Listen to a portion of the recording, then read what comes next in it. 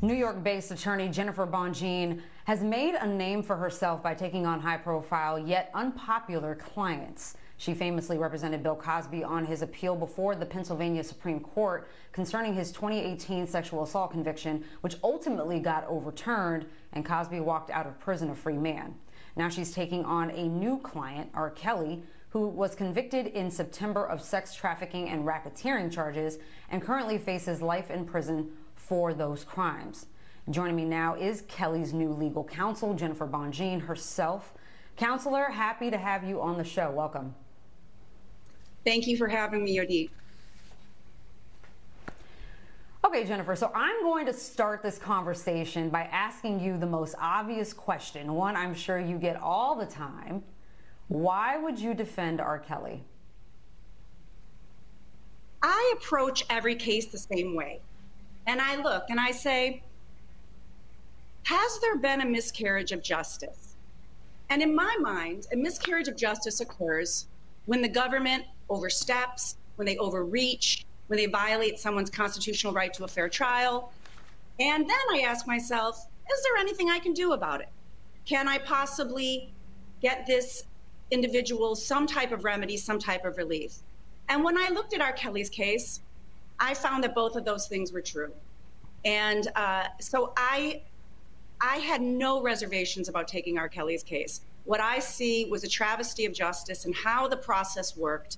And when the process doesn't work, the outcomes are not fair, they're not righteous. And as a result, I took R. Kelly's case. And I pass on cases, but this is a case that I felt satisfied both of those requirements. And that's because you think that the government abused the RICO statute in order to get around issues of statute of limitations, right? And so for people who may think I'm talking legalese here, there were accusations for decades against R. Kelly. Those accusations, cases, whatever it may be, were old, and so they couldn't be tried in a court of law. But to get around that, prosecutors used this statute, the RICO, which most people would associate with like big drug lords, to get around that in order to get R. Kelly on these charges. That's what you're talking about when you're talking about a miscarriage of justice, correct? I mean, it's more than that. First of all, the government could have charged R. Kelly along many years ago, many times over, with whatever crimes they believe that he committed. Now, they didn't do that many times. We know there was a case back in I think in the mid-aughts out of Cook County, and he was found not guilty of that case. But the government could have brought charges, and they chose not to for whatever reasons. And now they have brought charges against him under the RICO, which, yes, was designed to get at criminal enterprises, mafia, large drug operations run by gangs. And they are doing that, yes, to plead around the statute of limitations. But even more problematic in my mind is they use this statute in order to overwhelm the jury with other crimes evidence or other bad act evidence. It doesn't even have to be another crime. So really what they're doing is putting someone's life on trial. And that ends up being not really a fair fight.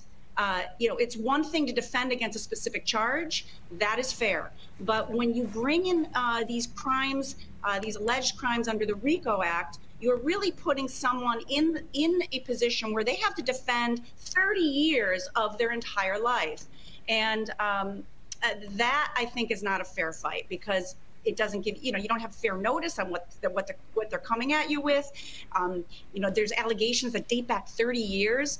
And there are sometimes it's very difficult for particularly high profile people, 30 years. Oh, do I even know this person? Where was I? How can I defend against that? So it's not a fair fight. And then they brought claims under the Mann Act. And the Mann Act has been historically problematic, and it was no less problematic in this case as well. I believe that the government misused those statutes in order to gain convictions against R. Kelly that were not fair. And there's much that the jury didn't hear that they should have heard. Jennifer, I'm a lawyer too, so I understand what you're saying, and I'm able to think about this in a logical, obviously legal way. setting aside my emotion, but for the lay person, the person that's watching right now, and who's watched our coverage of R. Kelly's trial, who believe that he's finally being held accountable for abusing black women and girls, they don't care about a fair fight, right? They be creative. They're probably thinking, hey, however way the government could do it, they finally did, and it's done. I don't care. Explain why it matters to everyone ultimately that we essentially, there's a checks and balances when it comes to prosecution. Yeah, that's right. And I can appreciate that there's emotions that run high, and people don't necessarily value how the government goes about getting what they consider to be justice. But when the government runs amok, right now it's R. Kelly, tomorrow it's somebody else. And maybe it's someone you care about tomorrow. Maybe it's a loved one of yours. To keep the government honest and to keep them in check, the system has to work for all of us, the R. Kellys of the world, the Bill Cosbys of the world, and then people that we don't even know. And so my job is to make sure the government does it the fair way. And if they didn't do it fair, it just doesn't count. It's like if you cheat during a football game and you want to declare victory, you can't because you cheated. And it is my job to hold the government responsible and to hold their feet to the fire. And I believe that that was not done. It hasn't been done, but we're hoping to do it. So, I've had this conversation with colleagues for years, and in fact, we had a conversation about it on the show a few weeks back about the blowback that attorneys risk facing from the public over who they choose to represent. I get tweets from viewers asking why I keep inviting certain lawyers who represented less than desirable clients, and of course that question that we all get, defense lawyers get, how can you defend a guilty person? I'm curious, how would you respond? What would be your response to that question?